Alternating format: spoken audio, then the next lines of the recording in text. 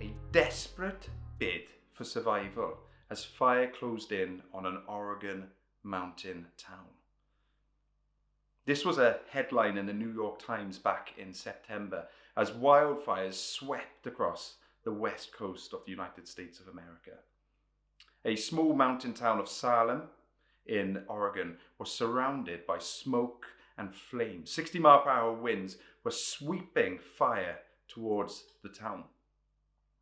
A lot of the town inhabitants had managed to evacuate, but there were still people left in that town, surrounded, trapped. There were elderly people, tourists, families, children barefoot in their pajamas. Those firefighters left in the town led the people to a half-drained reservoir. As the fire came towards them, the firefighters began to realize they were in real danger. Some had managed to get messages of love back to loved ones. They were given the people at the reservoir numbers, a preference in order for them to go on a helicopter dispatched by the National Guard. But then, over the radio, the message came. The helicopters couldn't land. No one was coming for their rescue. Can you imagine that? Have you ever felt fear like that? That kind of dread of impending doom. We're completely helpless. Nothing you can do in that situation. Well, maybe you've not been in that exact situation. But I think it's fair to say that the year 2020 has been a year of fear. It's been a year like no other year we've experienced. I mean, we're living through, it's definitely my first global pandemic. There's that risk of catching the dreaded virus. But there's more, isn't it? It's our freedoms that are being taken away from us in order to fight it. It's the collapse of the economy. People anxious and worried about what is going to happen to their jobs, to their homes, to their pensions. There's racial injustice that's being highlighted across the world. There's political unrest if you look in countries like Lebanon and Belarus. What is going on? And how on earth are you meant to pray in times like this? When you feel anxious, when you feel afraid? How do you pray? Isn't God meant to be good? Isn't he meant to be all-powerful? How can I trust him when I feel like the world is in such a mess? How can I trust him when I feel so afraid and anxious?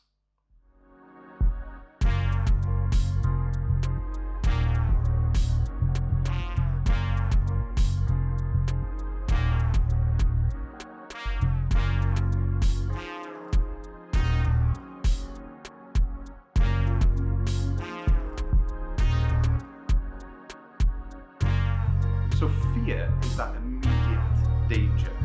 We understand that. John, you might recall, gave us that example of a car coming towards us. We are in that split second given a choice. Do we get hit by the car or do we jump out of the way? That fear can actually be quite healthy. It can drive us to safety. But then there's anxiety, isn't it? Harder to define.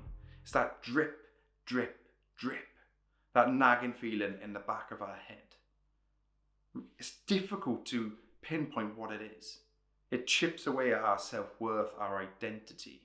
It stops us sleeping at night. When you experience both fear and anxiety, it can just be awful. It can be horrible. So such a bad experience. Well, this morning we are going to look at the Psalms. We're going to look at a very famous man called David. A man who felt both fear and anxiety. And how he took that to God. This morning we're going to look at Psalm 3. And we're going to follow his prayer. O Lord, how many are my foes? How many rise up against me? Many are saying of me, God will not deliver him. But you are a shield around me, O Lord.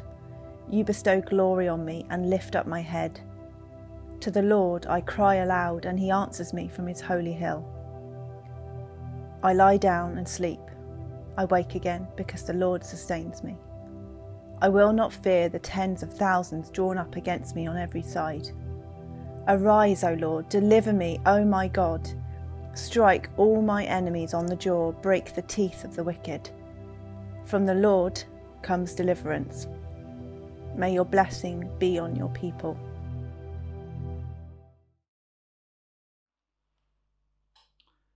So the first thing David does is he identifies the source of his fear. Well, the first source is, it's really clear. If you look down at Psalm 3, he says it 3 times. Oh Lord, how many are my foes? How many rise up against me? Many are saying of me. There are many people come in for David. In fact, there's 12,000 men come in to kill him. That's something to be afraid of, isn't it? I've never had 12,000 men come in to kill me, and if I have, they've not been very successful. But it's an awful thing to fear. I can't even imagine what that must feel like.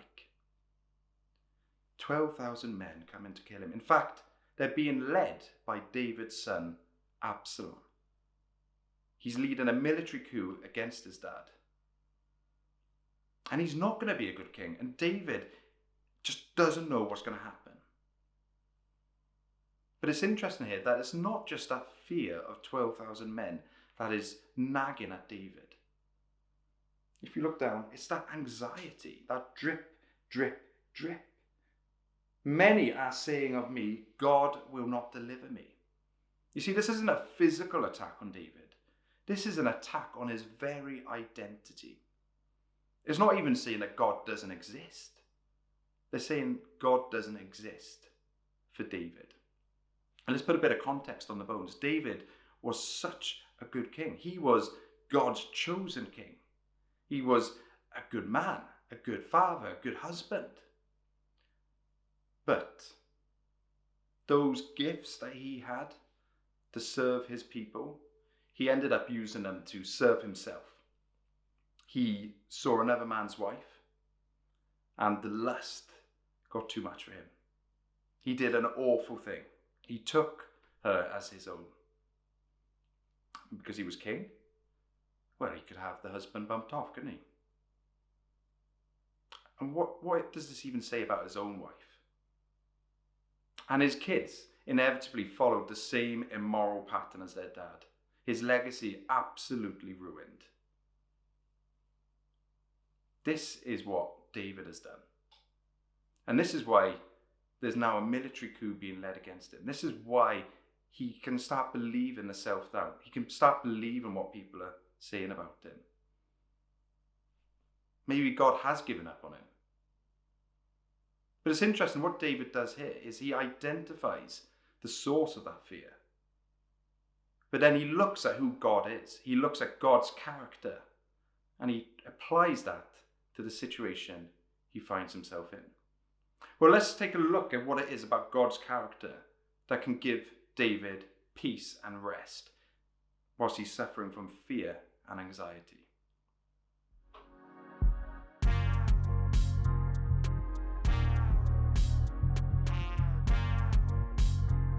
Okay, well, the first thing that David identifies about God is that God is his shield. Now, what do we think of when it comes to shields? We probably think of Roman or medieval soldiers going into battle with their big battle shields. Or maybe if you look at the news today, you might see videos and pictures of police with their big riot shields going into riots. But what does a shield mean? What does it tell us? Well, it doesn't tell us that something is safe.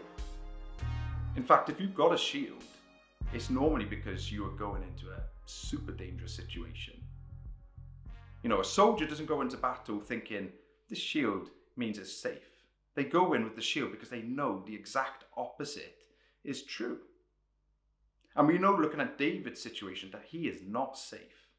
In fact, he is far from safe. So he looks at God and he knows that God is a shield, not on his arm, but all around him.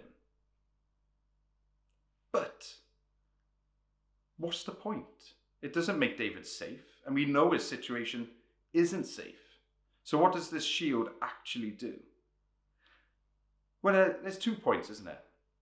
The first is God is with us the whole time. Sometimes we have this wrong assumption when we are going through suffering, when we're experiencing fear and anxiety. We can come to the assumption that God has abandoned us. And it would be easy for David to think that God had abandoned him. Isn't that what he's anxious about?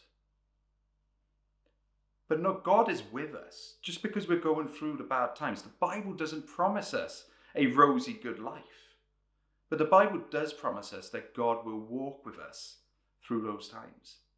The fact that we're going through times of fear and anxiety is not proof that God doesn't exist. But God is with us. He's with David. But the shield has another impact. The shield is there to protect something else. Let's take a look at what that something else is.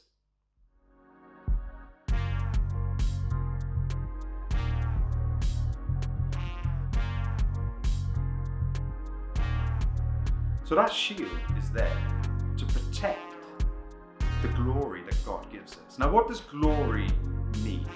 We kind of understand what glory means. We use it in everyday language, but we don't fully understand it. In the Bible language, it literally means weight. But we probably better understand it as our self-worth, our value, our identity, our significance. That's how we can understand what glory is. For David, he had placed so much of his self-worth, his identity, his significance in things. Good things, but things that could fade, ruin, be taken away, be messed up. We'll look at the example of David. We've already looked at what he's done. He was a king, the golden boy of Israel. But he's messed it up.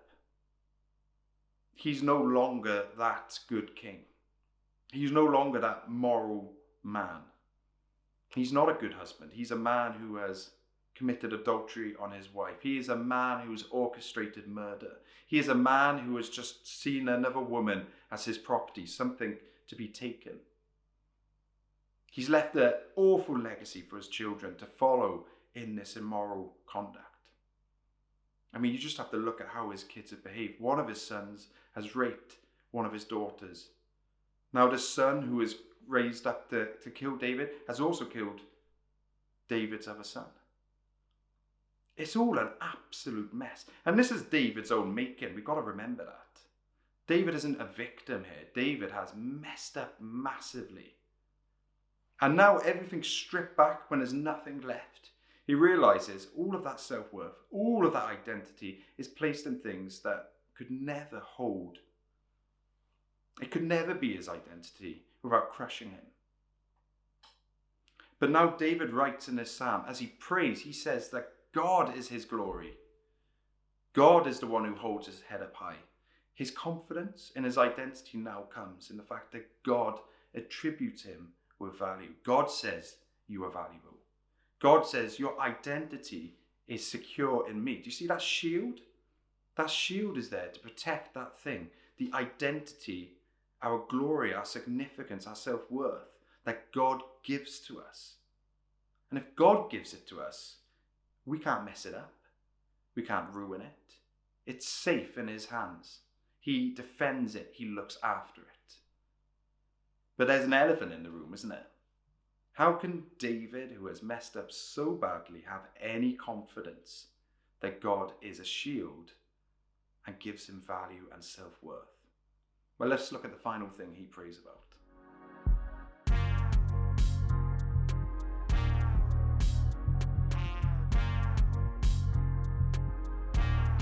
Well, David calls out to God. And amazingly, God calls back. And we might feel a bit angry about this when we know what it is that David has done. How is that even possible? Well, it's all about where David calls out to. You've got to remember this is back in the Old Testament. God dwells with his people. He walks amongst them. In fact, he dwells in this tent on top of a hill called a tabernacle. Now, we don't need to understand fully what that means, but it's the place where man, women can go to God. And in that place, what happens? Well, it might be like a scene in a horror film for us in 2020, but it's where you would take your goats, your sheep, your cows, and they would be sacrificed. And the purpose of this is that God knows that his people can't live up to his expectation. So the way they live in relationship with God, the way they live in relationship with each other is messed up. So that is put on the animal. Their badness is substituted onto the animal so that in the eyes of God, they're innocent. In the eyes of God, they are good.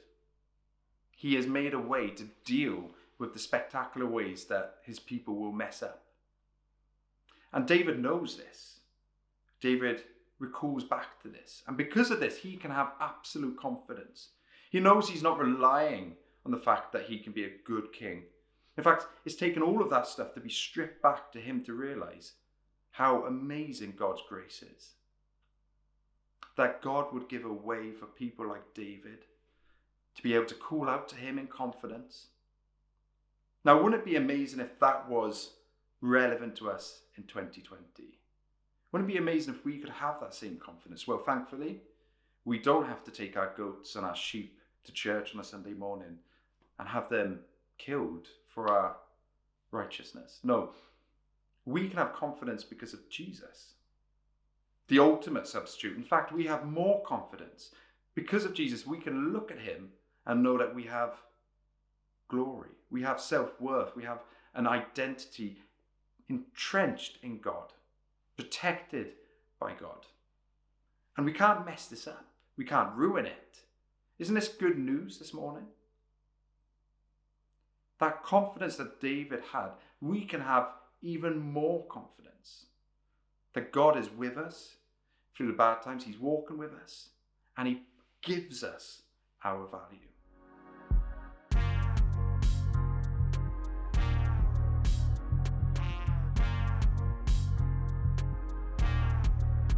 So you see, God... No, stop.